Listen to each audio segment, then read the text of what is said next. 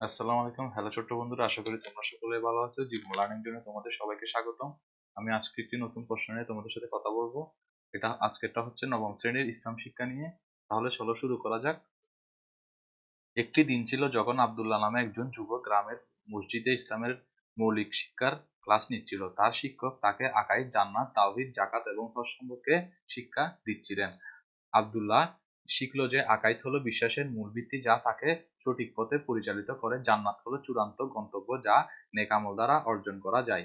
তাওহীদ হলো আল্লাহর একত্বে বিশ্বাস, যা তাকে সব ধরনের শিরক থেকে রক্ষা করে। যাকাত হলো ধনীদের সম্পদ থেকে গরিবদের অধিকার, যা সমাজে সাম্য ও ভ্রাতৃত্ব সৃষ্টি করে। আর হজ হলো পবিত্র তীর্থযাত্রা, যা জীবনে অন্তত একবার পালন করতে হবে।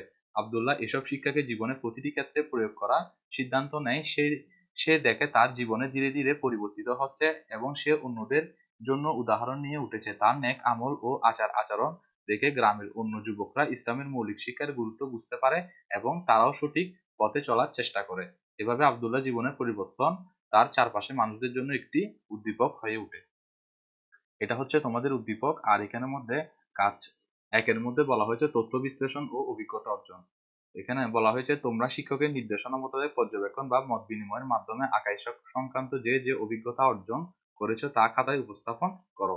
তারপর বলা হচ্ছে তাওহীদে বিশ্বাসের ফলে ব্যক্তির জীবন ও কর্মে কি কি পরিবর্তন আসতে পারে। কাজ 2 এর মধ্যে বলা হয়েছে অনুশীলন ও পরিবর্তন। তোমার বাস্তব জীবনে আল্লাহর গুণবাচক নামসমূহ চর্চা বা অনুশীলনের জন্য 1 মাস মেয়াদী একটি প্রকল্প গ্রহণ করে তা সফল বাস্তবায়ন শেষে নির্ধারিত ছকে প্রতিবেদন তৈরি করো। এবং তারপর বলা হয়েছে তাওহীদ বিশ্বাসের ফলে ব্যক্তির জীবন ও কর্মে কি কি পরিবর্তন আসতে পারে। তারপর কাজ 3 এর মধ্যে বলা হয়েছে চরিত্র গঠন ও উপস্থাপন। পরকালে জান্নাত লাভের জন্য আল্লাহর ইবাদতের সাথে আমাদের নৈতিক চরিত্রে যেসব দিক উন্নয়ন করা অত্যাবশ্যক, সেগুলো তোমাকে উল্লেখ করতে হবে। যেসব কথা ও কাজ কুফরের পর্যায়ভুক্ত তা জোড়ায় আলোচনা করে শ্রেণী শিক্ষকের নির্দেশনা মোতাবেক উপস্থাপন করো।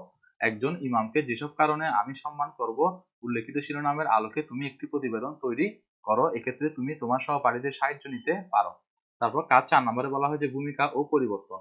নিয়মিত সালাত আদায়ের মাধ্যমে তোমাদের দৈনন্দিন জীবনচরণে যেসব পরিবর্তন হবে তা তোমরা 2 বন্ধুর চক্করে দেখাও। এখানে তোমাদের 2 বন্ধুর কথা বলা হয়েছে।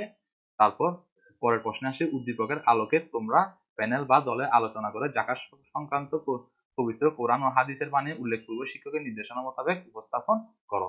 তারপর বলা হয়েছে কাজ 5 এ ভূমিকা ও পরিবর্তন। সমাজের সাম্য ও ভ্রাতৃত্ব প্রতিষ্ঠায় হজের ভূমিকা বিশ্লেষণ করে উপস্থাপন করো। আমাদের সমাজে দারিদ্র্য দূরীকরণে জাকাতের ভূমিকা বিশ্লেষণ ও হজের ধর্মীয় ও সামাজিক তাৎপর্য লেখো। আচ্ছা, তোমরা তোমার বাস্তব জীবনে হজ, কুরবানির শিক্ষার প্রয়োগ অনুশীলনের ক্ষেত্রসমূহ উল্লেখ করো। আচ্ছা, তারপর তোমাদের প্রশ্নটা এতটুকু পর্যন্ত। তোমাদেরকে ভিডিওটা দেখার জন্য ধন্যবাদ। আর আমি তোমাদের পরীক্ষার আগে একটা ফাইনাল সাজেশন দিব, আশা করি তোমরা ভিডিওটা দেখবা, ওখান থেকে তোমাদের পরীক্ষায় কমন থাকবে। আর এই ভিডিওটা তোমরা আরো মনোযোগ দিয়ে দেখবা, কারণ এখনো তোমাদের সময় অনেক আছে। তাহলে তোমরা এটা দেখে দেখে তোমাদের বেসিকটা তোমরা ক্লিয়ার করে ফেলতে পারো। Thank you for watching this video.